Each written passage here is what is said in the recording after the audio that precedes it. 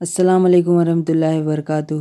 آج کی اس کلاس میں ہم جماعت نحوم کے باب نمبر 13 میں موجود تمام اہم نکات کو دیکھیں گے جو پیپر 1 اور پیپر 2 دونوں کے لیے اہم ہیں۔ تو چلیے دیکھتے ہیں باب نمبر 13، صنعتیانے کا عمل اور سماجی تبدیلی۔ 1780 اور 1850 کے درمیان برطانیہ میں صنعت اور معیشت میں تبدیلی پہلا صنعتی انقلاب کہلائی۔ صنعتی انقلاب کا لفظ یورپ کے اسکالروں فرانس میں جارج میشلیٹ نے اور جرمنی میں فریڈرک اینجلس نے جرمنی میں استعمال کیا۔ برطانیہ میں پہلی مرتبہ صنعتی انقلاب لفظ ایک فلسفی اور ماہر معاشیات ارنلڈ نائنبی نے برطانیہ میں 1760 اور 1820 کے درمیان ہوئی صنعتی ترقی کی تبدیلی کو بیان کرنے کے لیے استعمال کیا۔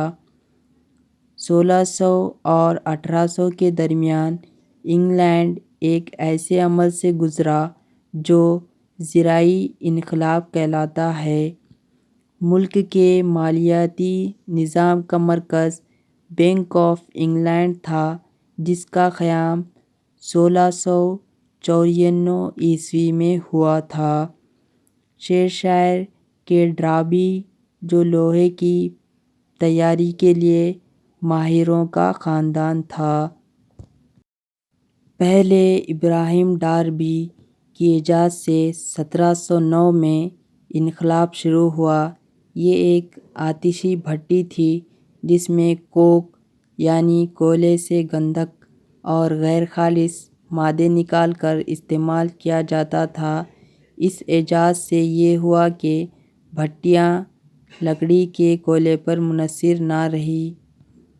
ڈاربی دوم بھٹی میں تپے ہوئے خاکہ لوہے سے ہتھوڑیوں سے پیٹا ہوا لوہا تیار کیا جو کہ کچھ حد تک سخت مگر ٹوٹتا نہ تھا۔ 1761 پہلی برطانوی نہر ورسلی کینال جیمز برینڈلی نے تعمیر کیا تھا۔ اس کا مقصد کوئلے کے ذخیرے جو کہ ورسلی مانچسٹر کے قریب واقع تھے انہیں شہروں کو پہنچانا تھا۔ پہلا ریلوے لائن نے 1825 میں اسٹاکٹن اور ڈارلنگٹن کو آپس میں جوڑ دیا۔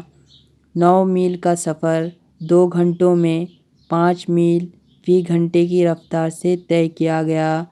1830 میں دوسری ریلوے لائن سے لیورپول اور مانچسٹر کو جوڑ دیا گیا۔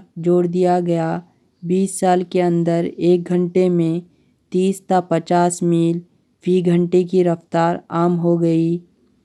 1866 میں ورنر سمپسن نے الیکٹرک ڈائنامو کی ایجاد کی جس سے ایک نئی برقی صنعت کی بنیاد پڑی۔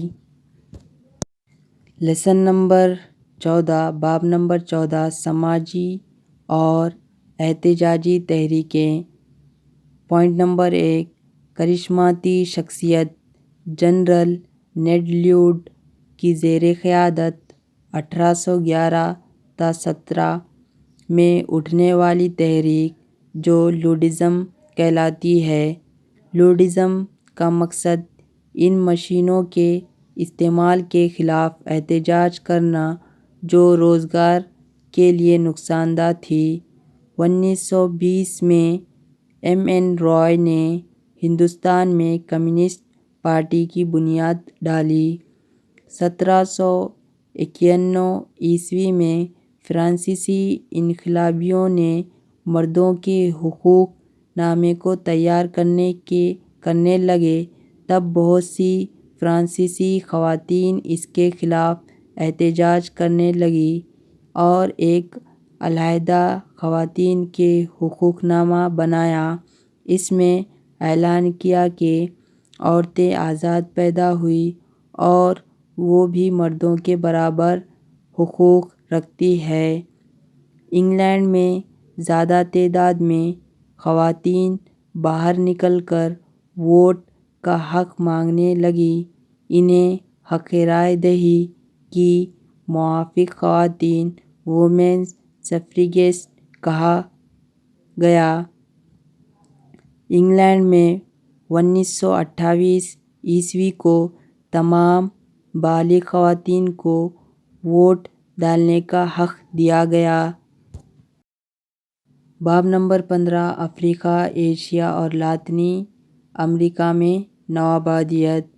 پوائنٹ نمبر 1 1400 کا دنیا کا نقشہ جو جینوئس کہلاتا ہے، کرسٹوفر کولمبس کے ذریعے 1492 میں وسطی امریکہ کی اور 1498 میں واسکو ڈی گاما کے ذریعے ہندوستان کی بحری راستوں کی دریافت کا آغاز ہوا۔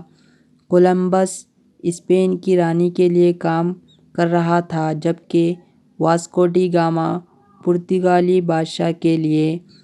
جنوبی امریکہ کے ساحل کے جزائر ویسٹ انڈیز کہلاتے ہیں۔ کورٹز ایک اسپینی فاتح نے میکسیکو کی آزادانہ حکومت کا خاتمہ کر دیا۔ پیزارو نامی فاتح نے پیرو کو لوٹ مار کر کے فتح کر لیا۔ اسپینی اور پرتگالی زبانیں لاطینی زبان سے ماخوذ سمجھی جاتی ہیں، اس لیے یہ ممالک لاطینی امریکہ کے ممالک کہلائے۔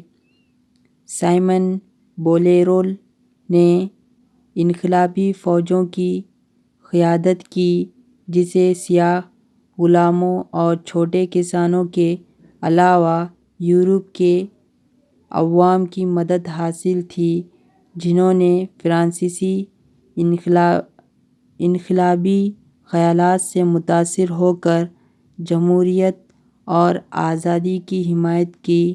اس فوج نے وینیزویلا کو آزادی دلائی۔ سان مارٹن کی قیادت میں چلی، پیرو اور ارجنٹینا کو 1817 تک آزادی دلائی اور برازیل جو پرتگال کی ایک نوآبادی تھا 1822 میں آزاد ہوا۔ امریکی صدر جیمز منرو نے 1823 میں منرو اصول منرو ڈاکٹرین مدون کیا جس کی روح سے کسی بھی یورپی ملک امریکی براعظموں میں نوآبادیات تعمیر کرنے کی اجازت نہیں تھی۔ برطانیہ جس کا ایک طاقتور بحریہ تھا اس نے منرو کے اصول کی تائید کی۔ صدر منرو امریکی نوآبادیات کے حق آزادی کی وکالت نہیں کر رہا تھا۔ 16ویں صدی میں پرتگالیوں نے بحر ہند میں سمندری مملکت سی بورن امپائر قائم کر لیا۔ 1600 اور 1602 میں ہالینڈ اور انگلینڈ نے ایشیائی ممالک سے تجارت کرنے کے لیے اپنی ذاتی ایسٹ انڈیا کمپنی قائم کی۔ وینیزویلی ڈچ ہالینڈ کے باشندے ڈچ کہلاتے ہیں۔ 15ویں صدی کی ابتدا میں پرتگالیوں نے چند بندرگاہوں جیسے گوا پر اپنا تسلط قائم کر لیا۔ یورپیوں نے افریقہ کو تاریک براعظم کے نام سے موسوم کیا۔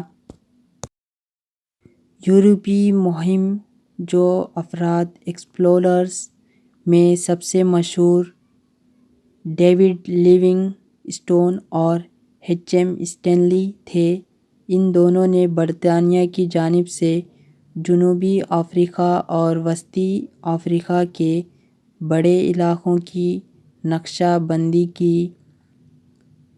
1850 اور 1860 میں رچرڈ برٹن، جان اسپیک اور جیمز گرانٹ نے عظیم وسطی جھیلوں اور دریائے نیل کے منابع کا پتہ چلایا۔